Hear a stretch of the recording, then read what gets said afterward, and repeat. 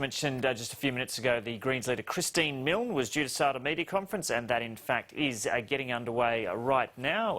In their notification, they said they were going to talk about the latest announcements on the emissions trading scheme, and no doubt Nicola Roxon's comments might come up too. Flying here from Sydney this morning, we noticed quite a substantial fire. Australia is set to face extreme conditions again this summer. Before the Parliament gets into a debate about the only effective piece of legislation that we have that is already bringing emissions down, I want to hear Tony Abbott actually use the words global warming. I want him to come out and tell Australians whether he thinks global warming is already impacting the way people live in this country and the environment. It is incumbent upon the Prime Minister to say to Australians what he actually thinks about the science of global warming. We've got the Intergovernmental Panel report saying we're going to have more extreme heat waves, more fire danger. We've already seen evidence of that in the last week with fires, 60 fires burning across New South Wales last week. We're seeing the East Australian current, the warmer current, push further and further south along Tasmania's east coast, with dire impacts bringing the invasive sea urchin into that marine environment. So many impacts across the country. I've just been out in Central Australia, where people living in remote communities are worried about the more extreme conditions that they are going to face. All Tony Abbott does when there's any discussion of global warming is to try and distract the debate straight onto Whyalla will be wiped off the face of the map, or he's going to do something he thinks about power bills. Well, my question to Tony Abbott is, tell the Australian people what you think about global warming and the impact it's already having, and justify to the Australian people why you are prepared to turn your back on the climate and why you think that the scientists who are telling us this should be sacked, as you have currently done with the Climate Commission. It's really time to get back to basics on this. There's a real danger that the whole debate about the legislation is going to get distracted into the minutiae. Before any debate takes place, this Prime Minister needs to tell the country and the world what he genuinely thinks about climate science. Wouldn't it be a well and truly entrenched carbon pollution reduction scheme had the Greens voted for it when Kevin Rudd was the Prime Minister the first time around? Well, Kevin Rudd's climate pollution reduction scheme was an emissions trading scheme that had a fixed price for 1 year. It's interesting that he then thought he didn't want a so-called carbon tax. It's what he had in his scheme. But as I've said before, the problem with the CPRS was it lacked ambition, it capped ambition. It was actually a very poor second to what we have now. The fact is we have a legislated emissions trading scheme in Australia, and people could be forgiven for not knowing that because the whole conversation has been based on a lie. We have an emissions trading scheme legislated, operating with a fixed price, going to flexible pricing in 2015. I've said that. Former Minister Greg Combet has said that many times. It is time that we actually started debating the facts, not a whole fabrication of untruths. Senator Milne, will you be seeking clarity from Mr Shorten that not only will he oppose the repeal, but if that repeal goes through, that he and Labor will run and campaign going into the 2016 election on reintroducing a carbon price? Is that what Labor needs to do? Is that a test for them here? Well, Labor will determine whatever Labor policy it wants to take into the future. What I can say is that the Greens are totally committed to strong action to address accelerating global warming. We know that the planet is already suffering, Australians are already suffering from extreme weather events, whether it is more fires, more heat waves, more droughts. We are going to see that greater flooding, and the Greens can be relied upon. Labor has a history of backflipping. I am pleased that Bill Shorten has now said he will oppose repeal, and I will look forward to working with Labor against the repeal.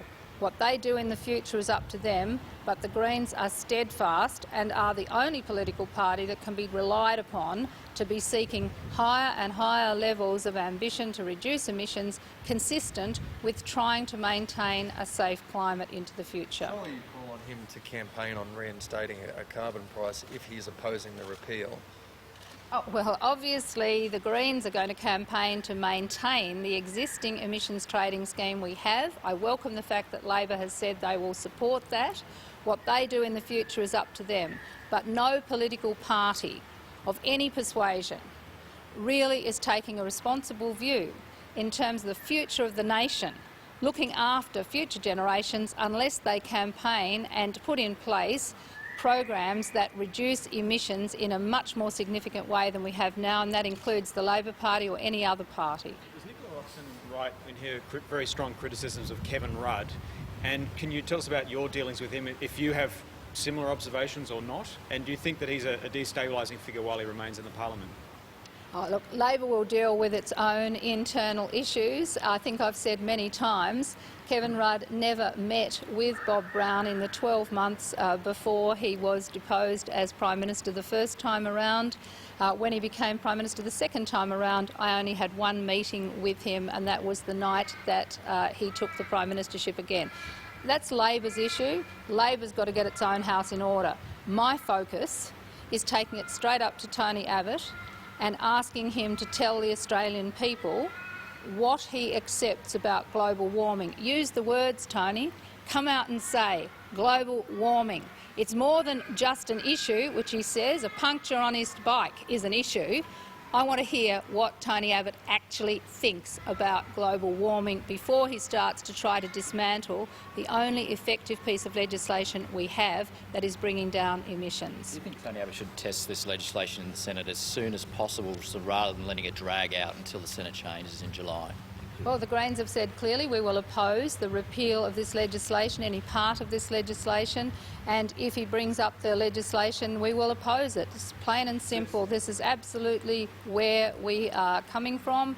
I've read reports in today's media that the coalition might be saying that regardless of whether they got triggers or not, they would leave it until July. That wouldn't surprise me, because I think Tony Abbott would run a mile from a double dissolution. But as far as the Greens are concerned, we'll vote against it. Senator Milne, when it does come to the vote, will you be keen to have a vote as soon as possible, or will you be flipping it off to a committee? We'll look at all the parliamentary options that we have when the legislation is introduced, but suffice to say, we will vote against any repeal of any part of the whole package, because this is important, and we'll see. We've just had the sitting times released today. We'll have a 3-day sitting and then a week of estimates. I don't know where or what the government is going to do in that context, but we will deal with it. But rest assured, given the opportunity to vote on it, we will vote on it and vote against any repeal, and how we deal with the parliamentary process depends on how things come through. Given your position is very clear, do you see an advantage in voting it down as quickly as possible and calling Tony Abbott's bluff on a double D? Well, as I said, I don't think Tony Abbott would have the courage to face the Australian people on that. That's why I'm saying come out and use the words global warming. Tony, tell us what you believe Australia is already suffering in terms of global warming. Let's actually have the real debate and have it soon. Let's muck around with this. Let's actually have Tony Abbott tell Australia what he thinks about global warming and in the context of this debate.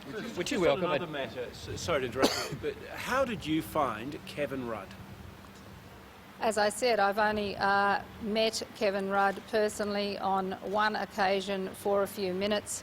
That's the Labor Party's matter to deal with. I think that the less said about the internal politics and the more said about Tony Abbott's failure on global warming, the better. Should John Randall be paying back the more than $5,000 he claimed to travel to Cairns? Well, the Greens believe it's time that we had a serious anti-corruption capacity in Canberra. That's why we've said we want a National Integrity Commission and a national ICAC, if you like.